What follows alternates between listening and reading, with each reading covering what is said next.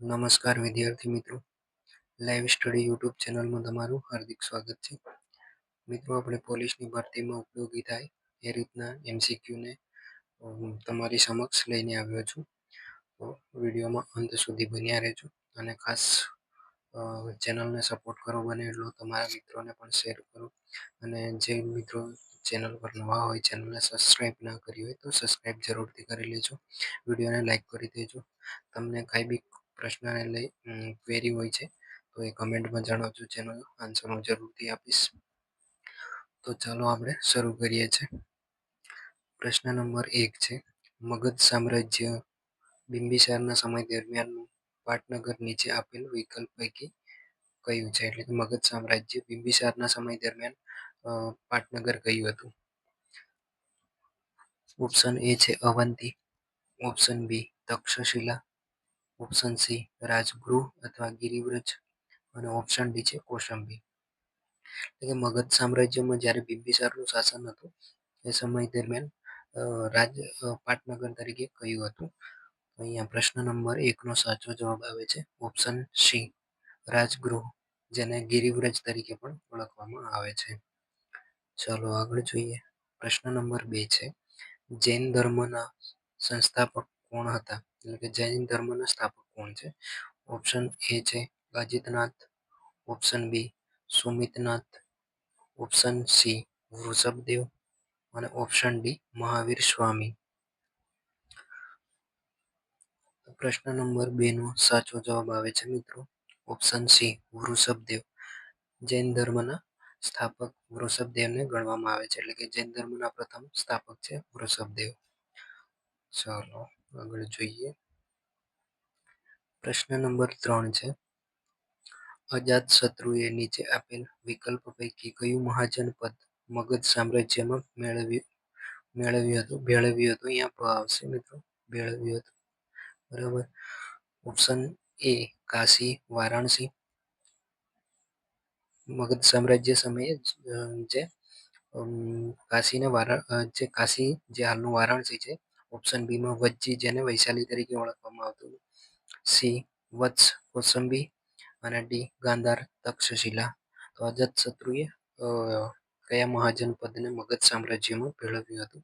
આપણે 16 મહાજન પદ હતા, તો તેમાંથી કયા મહાજન પદને અજાતશત્રુએ મગધમાં ભેળવ્યું? તો જોઈએ પ્રશ્ન નંબર 3નો સાચો જવાબ ઓપ્શન એ કાશી વારાણસી.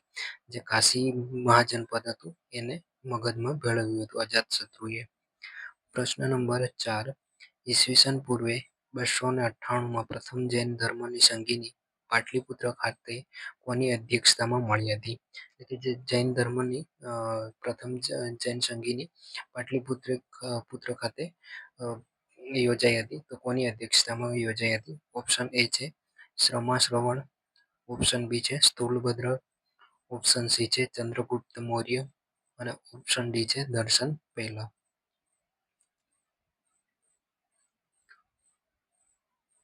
તો અહીંયા આપણે પ્રશ્ન નંબર 4નો સાચો જવાબ આવે છે ઓપ્શન બી સ્થૂલભદ્ર.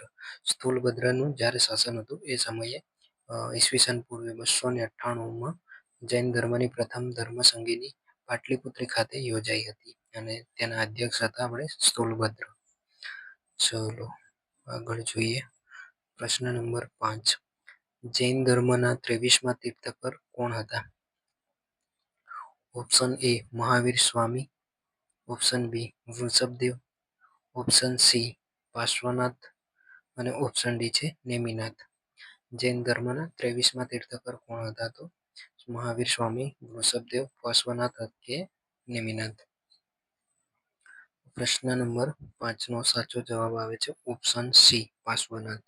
પાર્શ્વનાથ એ જૈન ધર્મના 23મા તીર્થંકર ગણાય છે. પ્રથમ વૃષભદેવ આવશે અને 23માં પાર્શ્વનાથ. ચાલો આગળ જોઈએ. પ્રશ્ન નંબર 6, ગૌતમ બુદ્ધ વિશે નીચે આપેલ વિધાન તપાસો અને સાચા જવાબ આપો.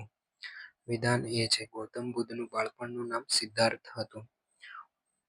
વિધાન બી, બોધિવૃક્ષ નીચે ગૌતમ બુદ્ધને જ્ઞાન પ્રાપ્તિ થાય છે.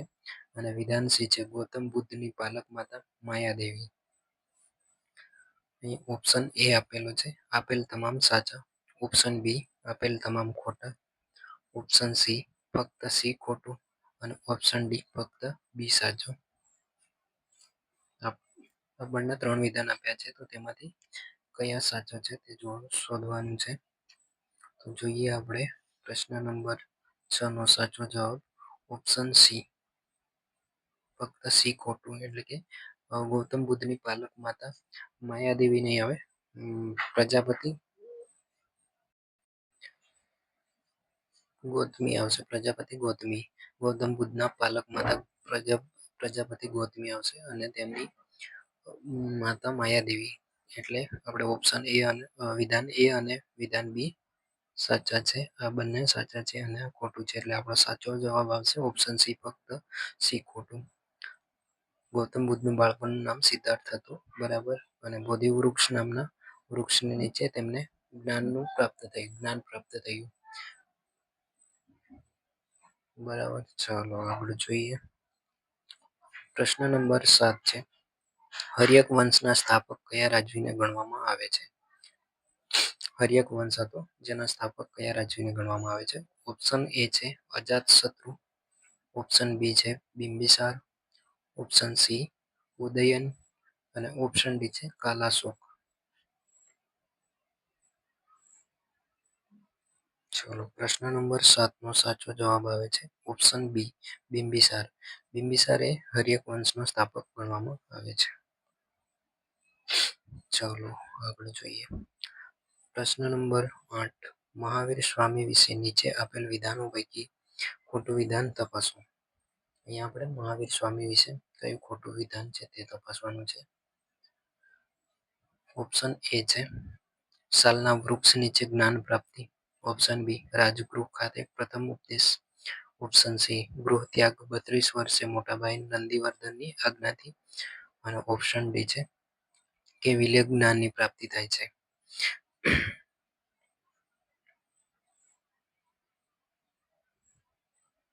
અહીંયા પ્રશ્ન નંબર 8 નો સાચો જવાબ આવે છે ખોટું વિધાન ઓપ્શન સી. ઓપ્શન સી એ ખોટું આવે છે, બરાબર. અહીંયા ગૃહ ત્યાગ 30 વર્ષની ઉંમરે મોટાભાઈ નંદીવર્ધનની આજ્ઞાથી તે ગૃહ ત્યાગ કરે છે. એટલે ઓપ્શન એ અને બી અને સી આ 3 સાચા છે અને ઓપ્શન સી ખોટો છે. મહાવીર સ્વામી વિશે આ 3 સાલની વૃક્ષ નીચે તેમને જ્ઞાનની પ્રાપ્તિ થાય છે. તેમનો પ્રથમ ઉપદેશ રાજગૃહ ખાતે આપે છે અને તેમને મહાવીર સ્વામીને કેવલ્ય જ્ઞાનની પ્રાપ્તિ થાય છે. ચાલો આગળ જોઈએ. પ્રશ્ન નંબર 9, બુદ્ધ ચરિત પુસ્તકના લેખક કોણ હતા? જે બુદ્ધ ચરિત નામનું પુસ્તક લખાયું તો તેના લેખક કોણ હતા? Option A Nagarjuna.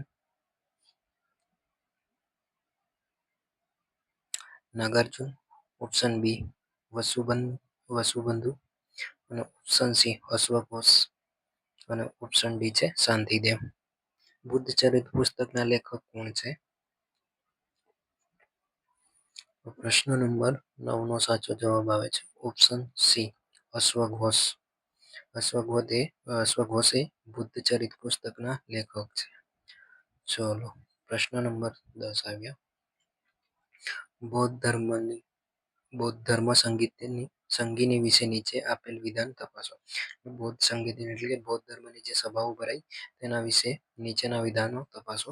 વિધાન એ છે પ્રથમ બૌદ્ધ સંગીતિ ઈસવીસન પૂર્વે 483 રાજગૃહ ખાતે મહાકશ્યપની અધ્યક્ષતામાં યોજાઈ હતી અને એ સમયે અજાતશત્રુ શાસક હતા.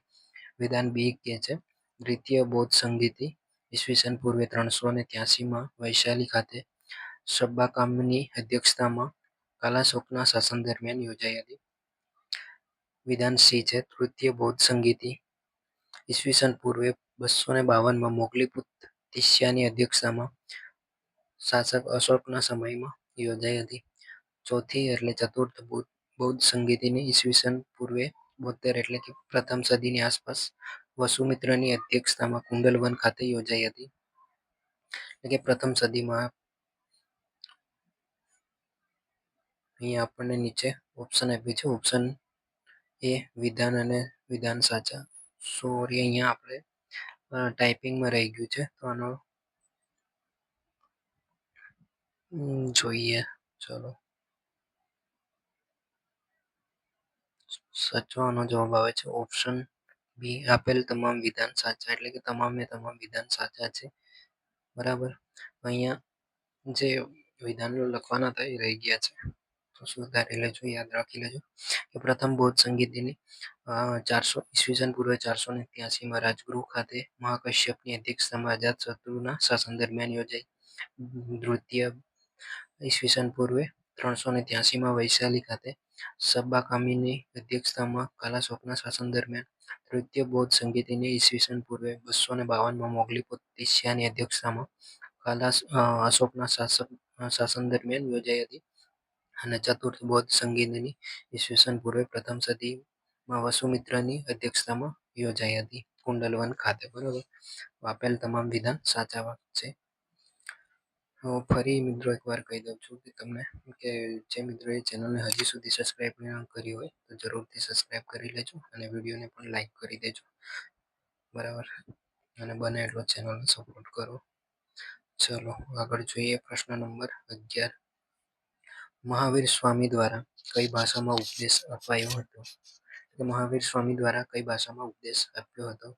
ઓપ્શન એ છે સંસ્કૃત ભાષામાં, ઓપ્શન બી છે હિન્દી ભાષામાં, ઓપ્શન સી છે પ્રાકૃત ભાષામાં અથવા અર્ધ માધ્યમિક, ઓપ્શન ડી છે બ્રાહ્મી ભાષામાં. મહાવીર સ્વામીએ કઈ ભાષામાં ઉપદેશ આપ્યો હતો? ચલો, પ્રશ્ન નંબર 11 નો સાચો જવાબ આવે છે ઓપ્શન સી, પ્રાકૃત અથવા અર્ધ માધ્યમિક, એટલે કે જે લોકોને સમજાય એ ભાષામાં, અર્ધ માધ્યમિક ભાષામાં તેમને ઉપદેશ આપ્યો હતો. ચલો, પ્રશ્ન નંબર 12. પાકિસ્તાનના રાવળપિંડી અને પેશાવર સોરી મિત્રો. પ્રશ્ન નંબર 12. પાકિસ્તાનના રાવળપિંડી અને પેશાવર તથા અફઘાનિસ્તાનના પૂર્વીય ક્ષેત્રનો વિસ્તાર મહાજનપદ સમયે કયા નામે ઓળખાતો હતો? મહાજનપદ સમયે આ વિસ્તાર પાકિસ્તાનમાં રાવળપિંડી, પેશાવર, અફઘાનિસ્તાનનો પૂર્વીય ક્ષેત્રનો વિસ્તાર એ કયા નામે ઓળખાતો હતો? ઓપ્શન એ છે Magadha, option B Kashi, option C Gandhara અને ઓપ્શન ડી છે કૌશલ. તો પ્રશ્ન નંબર 12 નો સાચો જવાબ આવે છે ઓપ્શન સી ગાંધાર. જે પાકિસ્તાનના રાવલપિંડી વિસ્તાર એ સિવાય પેશાવર અને અફઘાનિસ્તાનનો જે પૂર્વીય ક્ષેત્રનો વિસ્તાર છે એ મહાજનપદ સમયે ગાંધારના નામથી ઓળખાતો હતો, ગાંધાર ક્ષેત્રના નામથી ઓળખાતો હતો. અને ગાંધારની પાટનગર હતું આપણે તક્ષશિલા. ચાલો આગળ જોઈએ. પ્રશ્ન નંબર 13 છે. નીચે આપેલા વિધાન પૈકી શિશુનાગ વંશ વિશે કેટલાક વિધાન સાચા છે? વિધાન એ છે હર્યક વંશ પછી શિશુનાગ વંશની સ્થાપના થઈ. વિધાન બી છે નાગે અવંતીને મગધમાં ભેળવ્યું. વિધાન સી કાલાશોકના સમયમાં બૌદ્ધ ધર્મની બીજી પરિષદ યોજાઈ. ઓપ્શન એ વિધાન બી સાચું, ઓપ્શન બી વિધાન સી સાચું, ઓપ્શન સી વિધાન એ ખોટું અને ઓપ્શન ડી છે આપેલ તમામ વિધાન સાચા. આપણે પ્રશ્ન નંબર 13 નો સાચો જવાબ આવે છે ઓપ્શન ડી, આપેલ તમામ વિધાન સાચા, એટલે કે વિધાન એ, બી અને સી ત્રણે ત્રણ સાચા છે. હર્યક વંશ પછી શિશુનાગ વંશની સ્થાપના થઈ. એટલે આ શિશુનાગ વંશ વિશે આપણે જોઈએ તો હર્યક વંશ પછી શિશુનાગ વંશની સ્થાપના થઈ. બરાબર છે, સાચું છે. પછી છે શિશુનાગ વંશ અને શિશુનાગે અવંતીને મગધમાં ભેળવ્યું, એટલે કે જે શિશુનાગ વંશનો જે રાજા છે શિશુનાગ, તેને અવંતીને મગધમાં ભેળવ્યું. આ પણ સાચું છે. કાલાશોકના સમયમાં બૌદ્ધ ધર્મની બીજી પરિષદ યોજાઈ. આ પણ સાચું છે. એટલે આપેલા તમામ વિધાન સાચા છે. ચાલો આગળ જોઈએ. પ્રશ્ન નંબર 14 છે. નીચે આપેલ વિધાન ચંદ્રગુપ્ત મૌર્ય વિશે કેટલા વિધાન સત્ય છે તે જણાવો. એટલે કે નીચે વિધાન આપ્યા છે, તો એ ચંદ્રગુપ્ત મૌર્ય વિશે કેટલા વિધાનો સત્ય છે તે જણાવવાના. તો વિધાન એ છે ધનાનંદને હરાવી મૌર્ય વંશની સ્થાપના કરી. વિધાન બી, ચાણક્ય ચંદ્રગુપ્ત મૌર્યના મુખ્ય સલાહકાર હતા. વિધાન સી, ચંદ્રગુપ્ત મૌર્યનો જન્મ પીપલીવન ખાતે થયો હતો. વિધાન ડી અહીંયા સી થઈ ગયું છે. ચંદ્રગુપ્ત મૌર્યના પુત્ર બિંદુસાર એટલે કે ચંદ્રગુપ્ત મૌર્યનો પુત્ર બિંદુસાર. ઓપ્શન એ બી અને સી સાચા. ઓપ્શન બી છે ફક્ત ડી ખોટું. ઓપ્શન સી ફક્ત બી સાચું અને ઓપ્શન ડી આપેલ તમામ સાચા. તો અહીંયા આપણે પ્રશ્ન નંબર 14 નો સાચો જવાબ આવે છે ઓપ્શન ડી આપેલ તમામ સાચા. આપેલ તમામ સાચા છે. એટલે ધનાનંદને હરાવી પછી ચંદ્રગુપ્ત મૌર્યએ મૌર્ય વંશની સ્થાપના કરી સાચું છે. ચાણક્ય ચંદ્રગુપ્તના સલાહકાર તેમના ગુરુ પણ ગણાતા હતા. ચંદ્રગુપ્ત મૌર્યનો જન્મ પીપલીવન ખાતે થયો હતો સાચું છે. ચંદ્રગુપ્ત મૌર્યના પુત્રનું નામ બિંદુસાર હતું આ પણ સાચું છે. એટલે આપેલ તમામ વિધાન સત્ય છે. ચાલો આગળ જોઈએ. પ્રશ્ન નંબર 15 નીચે આપેલ વિધાન પરથી મૌર્ય વંશનો શાસક શોધો.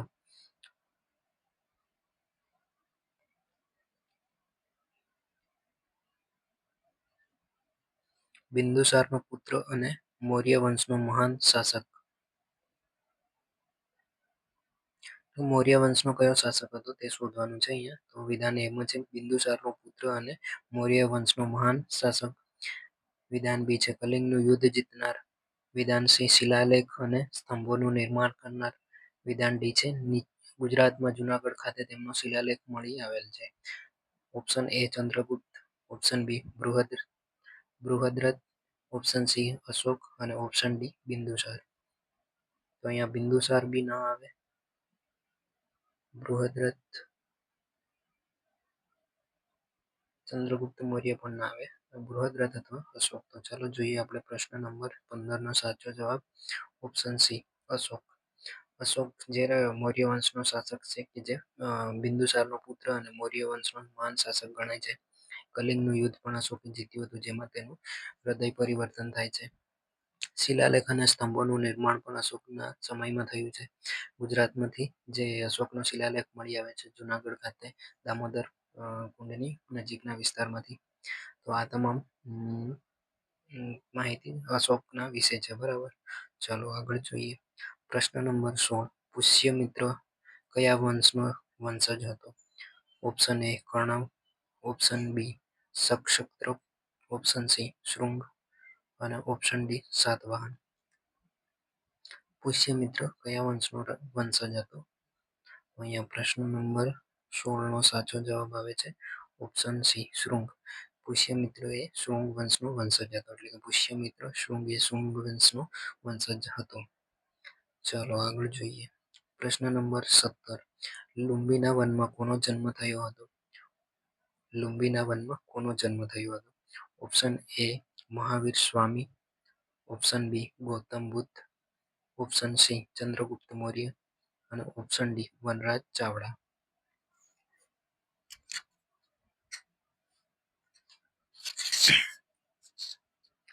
ચલો પ્રશ્ન નંબર 17 નો સાચો જવાબ આવે છે ઓપ્શન બી ગૌતમ બુદ્ધ. ગૌતમ બુદ્ધનો જન્મ લુંબીના વનમાં થયો હતો.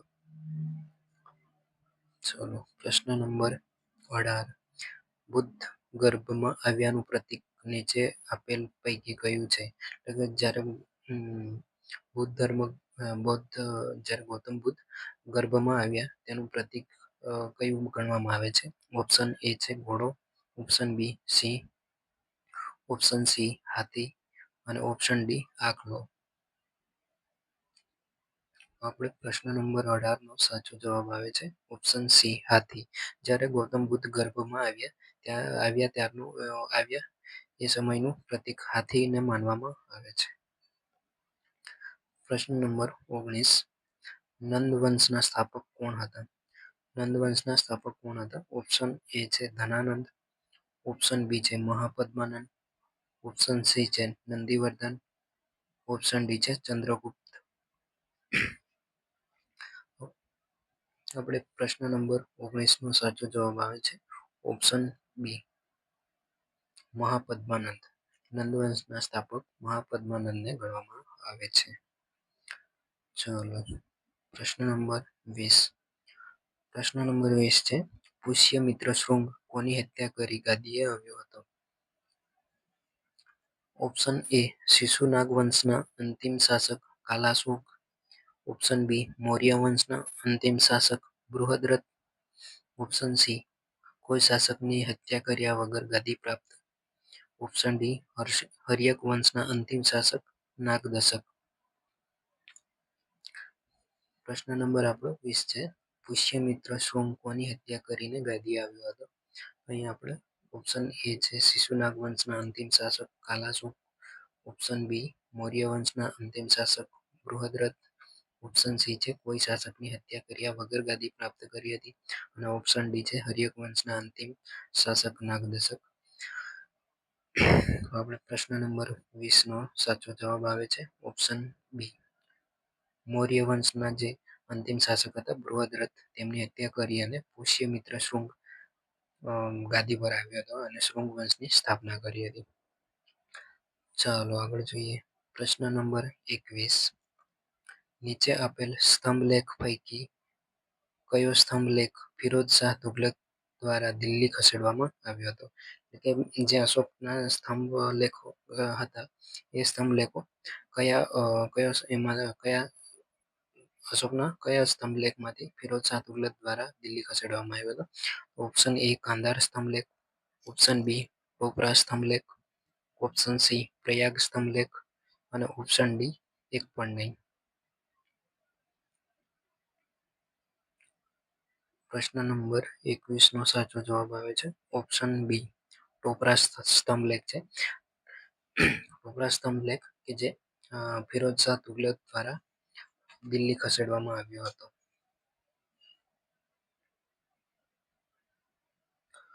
ચલો આગળ જોઈએ. પ્રશ્ન નંબર 22 છે. ચાણક્યનું બાળપણનું નામ શું હતું? ચાણક્યનું બાળપણનું નામ શું હતું? ઓપ્શન એ છે Changdev. Option B Chanakya. Option C Vishnugupta અને ઓપ્શન ડી આચાર્ય. પ્રશ્ન નંબર 22 નો સાચો જવાબ આવે છે ઓપ્શન સી વિષ્ણુગુપ્ત. ચાણક્યનું બાળપણનું નામ હતું વિષ્ણુગુપ્ત. બરાબર. ચાલો આગળ જોઈએ. અને મિત્રો ફરી એકવાર કહું છું, જો ચેનલને સબસ્ક્રાઇબ ના કરી હોય તો જરૂરથી સબસ્ક્રાઇબ કરી લેજો. જે મિત્રોએ સબસ્ક્રાઇબ કરેલી છે એમને તો વાંધો નહીં, કશું નહીં, પણ જે મિત્રોએ નહીં કરી એ લોકો જરૂરથી સબસ્ક્રાઇબ કરી લેજો અને વિડીયોને લાઈક પણ કરી દેજો. આપણો પ્રશ્ન નંબર 23 છે. સાતવાહન વંશના સૌથી મહાન શાસક કોને માનવામાં આવે છે? ઓપ્શન એ ગૌતમી પુત્ર સતકર્ણી. ઓપ્શન બી સતકર્ણી પ્રથમ. ઓપ્શન સી યજ્ઞશ્રી સતકર્ણી અને ઓપ્શન ડી છે કૃષ્ણ. સાતવાહન વંશ હતો જેનો સૌથી મહાન શાસક કોને માનવામાં આવે છે? તો પ્રશ્ન નંબર 23 નો આપણે સાચો જવાબ આવે છે ઓપ્શન એ ગૌતમી પુત્ર સતકર્ણી કે જે સાતવાહન વંશનો સૌથી મહાન પ્રતાપી અથવા મહાન શાસક ગણવામાં આવે છે. ચલો પ્રશ્ન નંબર 24.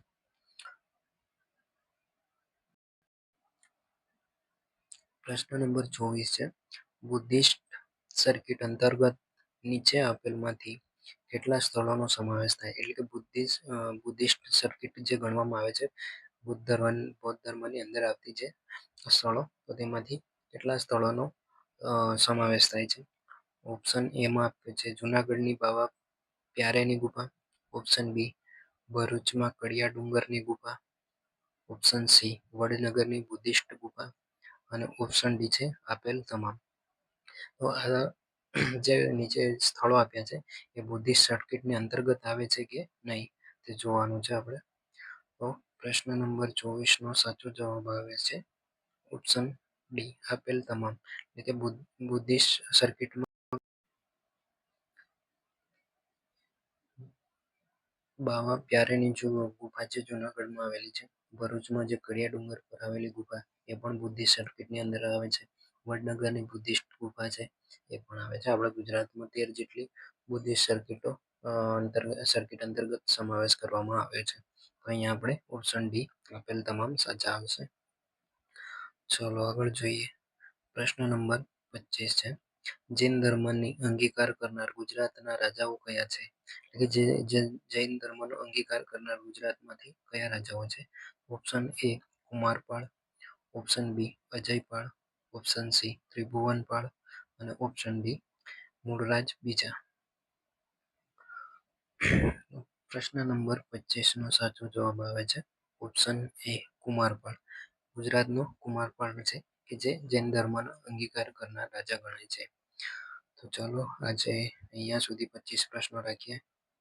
અહીંયા સુધી તમે બની રહ્યા તે બદલ તમારો ખૂબ ખૂબ આભાર. અને ફરી એકવાર કે જે મિત્રો નવા છે ચેનલને સબસ્ક્રાઈબ હજી સુધી ના કરી હોય તો જરૂરથી સબસ્ક્રાઈબ કરી લેજો. તમારા મિત્રોને પણ શેર કરજો અને પોલીસને ભરતીને લગતી પરીક્ષામાં ઉપયોગી થાય એવું તમામ મટીરિયલ અહીંયાથી તમને પ્રોવાઈડ કરવામાં આવશે.